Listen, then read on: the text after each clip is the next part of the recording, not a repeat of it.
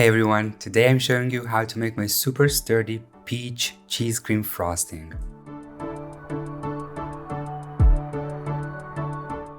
In my mixing bowl, I have 100 grams of cream cheese that's cold and 30 grams of sugar-free peach jam.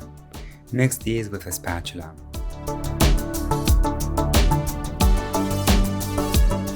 To make my frosting extra sturdy, I add a teaspoon of powdered milk. Mix this in.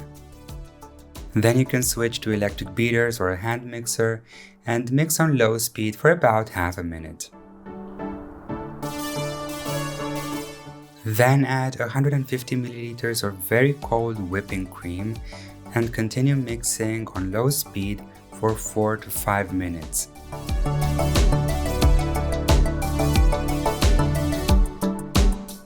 When you can see that the cream holds a trail, stop the mixer, and if your whisk looks like this, you're done. The frosting shouldn't come off your whisk unless you tap it against your bowl. To ensure that your frosting is smooth and perfect for piping, give it a good massage with a spatula just to remove all the big air bubbles that might still be stuck in there.